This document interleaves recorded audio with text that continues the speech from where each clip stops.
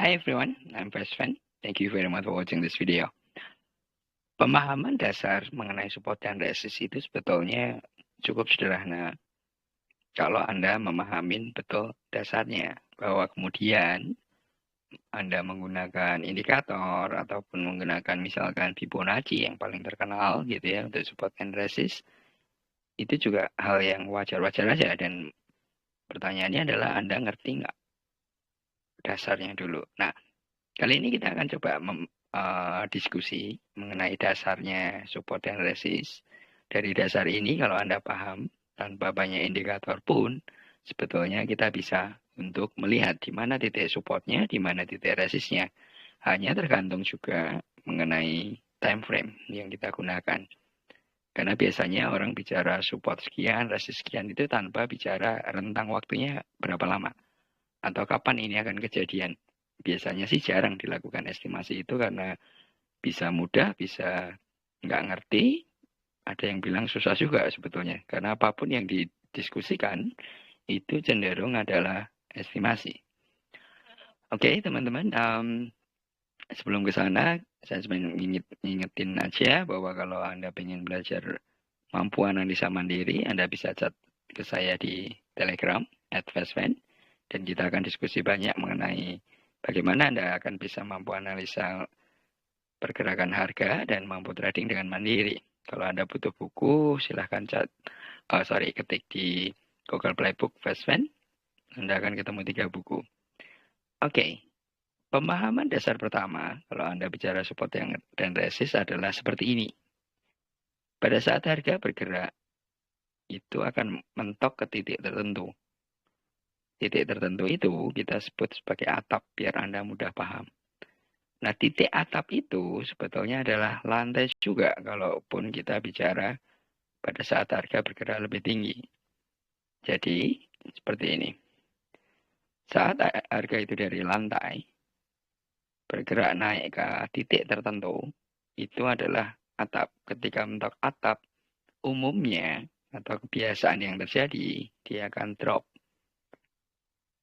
Drop ini akan menjadi lantai berikutnya. Tapi kalau dia nggak tembus lantai ini, dia akan balik naik lagi, melewatin atap sebelumnya, dan akan tembus lagi sampai mentok ke atap berikutnya. Kalau mentok di atap berikutnya, kemudian dia nggak kuat nembus, secara umum cenderung pergerakan harganya akan turun. Dan kalau turun melewati atap yang sebelumnya, drop lagi, biasanya dia akan sampai ke lantai. Nah, ini yang disebut support and resist. Atau kita lihat pakai yang sederhana gini. Oke, kita dari kiri ya. Pada saat harga bergerak, dia akan ketemu resist ini namanya. Once tidak nembus di titik ini, dia akan turun dulu. Dan dia akan berhenti di lantai. Ini yang kita sebut support. Kemudian dia bergerak lagi ke atas. Ketika dia mampu tembus resist ataupun atap yang tadi, dia akan dorong lebih jauh lagi. Dan ketika dia mentok, dia akan turun dulu. Tetapi ketika turunnya ini tidak melewatin atap yang sebelumnya, nih ya, tadi kita di sini ya, maka dia akan berusaha untuk bergerak naik kembali.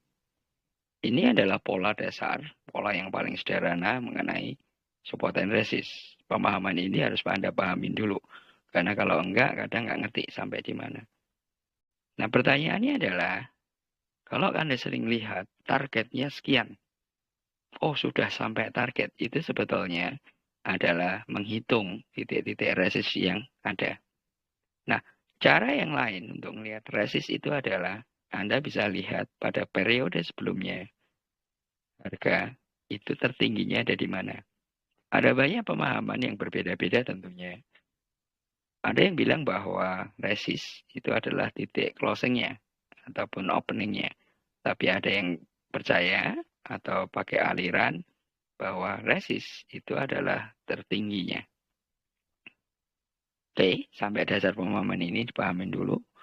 Nah, Anda bisa gunakan sebetulnya support dan resist ini menggunakan indikator. Misalkan Bollinger ataupun EMA, kemudian Anda bisa kombinasi dengan MACD. Bedanya Bollinger, EMA, MA, ataupun WMA, itu adalah dari sisi trend following indicator. Sementara kalau Anda bicara MACD, itu sama dengan Anda menggunakan MACD, menggunakan CCI, ataupun menggunakan William R. atau stokastik yang paling umum kalau banyak sekuritas di Indonesia ajarin, itu adalah osilator. Nah, penggabungan dua itu akan Anda lebih mudah untuk menentukan atau membaca situasi apakah kondisinya itu masih akan bergerak tembus lagi atau turun. Kalau tembus resist, biasanya orang akan bilang breakout. Ini posisi seperti ini titik breakout-nya.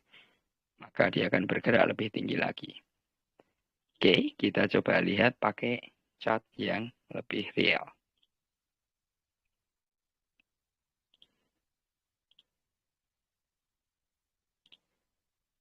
Oke, saya pakai ini si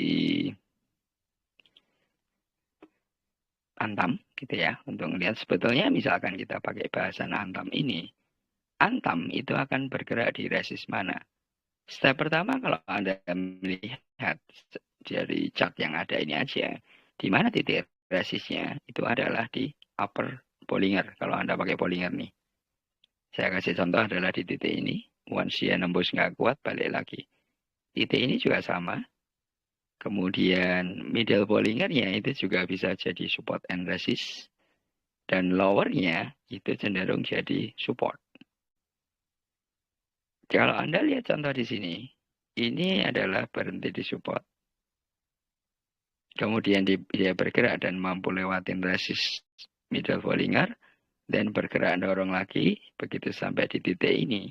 Ketika dia coba dinaikkan, itu nggak kuat, dan mesti koreksi dulu.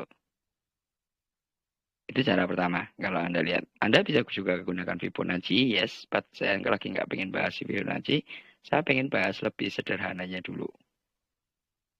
Oke, sederhananya seperti apa? Kalau kita misalkan dalam posisi yang saat ini nih, posisinya sedang bergerak, ini adalah konteks weekly, Fibonacci, resistnya ada di mana? Resistnya yang paling dekat itu adalah di titik ini, 1. Berarti 2140, ini posisi 910 masih bergerak. Once dia tembus ini 2140, dia akan dicoba, dan ini rentang seminggu ya karena ini weekly, ke arah titik ini, 222. Dari mana dasarnya? Ini kalau Anda lihat, ini adalah titik yang sama dan pernah kejadian di sebelumnya. Kalau kita tarik lebih jauh lagi, ini lebih kelihatan. Kalau nanti dia akan dorong, struggle-nya akan ada di sini, di 2230.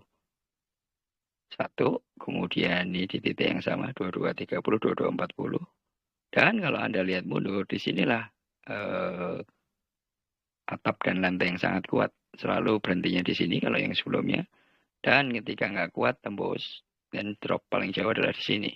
Anda juga bisa lihat ini. Oke, itu pemahaman yang paling sederhana kalau Anda bicara support and resist. Kalau resist berikutnya dari titik ini di mana? Kalau Anda misalnya lihat dari beberapa teman-teman yang rekomendasi, titik berikutnya itu adalah di 2260. Kalau dinaikkan lagi, kira-kira kan ada di sini nih. Dasarnya dari mana? Dari titik-titik di sini. Sekitar 2340, once dia bisa break. Kenapa ini 1, 2, 3, 4, cukup banyak di 2260 pergerakannya. Itu adalah pemahaman dasar mengenai support dan resist. Anda bisa lihat dari sisi candle, bisa lihat juga dari sisi indikator. Oke, kita coba contoh lain. Kalau ada nggak sih selain Antam? Oke, misalkan kita ambil yang paling lagi rame gitu ya, Arto.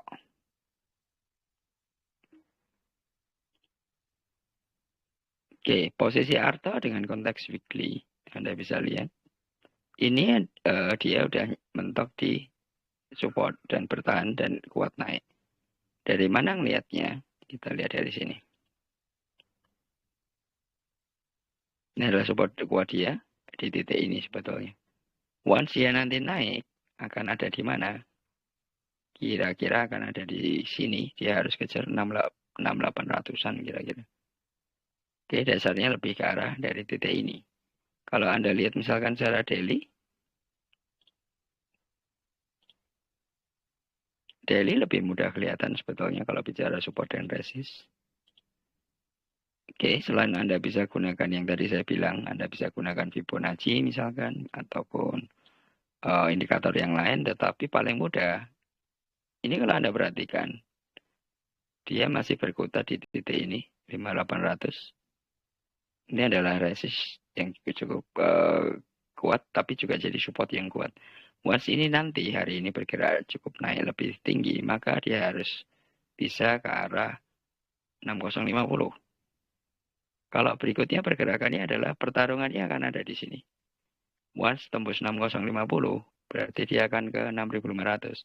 Itu bisa jam cukup tinggi sekali. Nah, kalau mau dibongkar lagi sebetulnya, misalkan Harto ini kita lihat aja yang H1-nya. H1-nya masih cukup bergerak kalau Anda lihat, dan bisa ditarik seperti ini.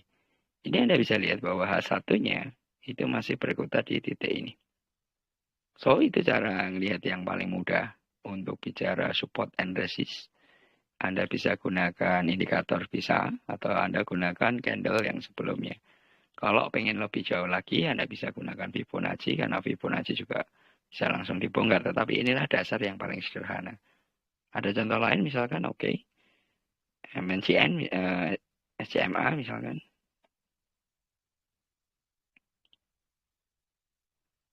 Jadi kalau secara harian cukup tinggi. Resist terdekat dia adalah di sini. Hari ini ya. Tapi kalau secara mingguan, let's see. Secara mingguan, minggu ini kira-kira dia harus tembus dulu 270. One SMA, SCMA ini tembus 270. Dari mana dasarnya 270? Titik ini 1. Di sini juga pernah kejadian 2. Dan di sini juga hampir 3 minggu bergeraknya di titik-titik itu. Berarti once dia bisa tembus di kira-kira di sini 274, dasarnya dari mana? Dari sini 274. Maka dia akan bergerak ke arah 290, even 300. Dan kalau bisa lewatin titik ini adalah titik-titik range 304 sampai dengan 312. Itu cara ngeliat resist. Kalau supportnya ada di mana? Support paling dekat ya ini. Selama dia nggak drop di bawah 238 ya masih cenderung naik. 238 dasarnya dari mana? Anda tarik mundur ke kiri, Anda bisa lihat titik ini adalah titik di mana angka yang sering kejadian. Kalau Anda lihat di sini, ini garisnya, tuh 2. Kemudian di titik ini. Ya itu cara sederhana untuk melihat support dan resist. Semoga bermanfaat buat Anda yang biasa melihat chart cukup jauh. Thank you very much for watching this video.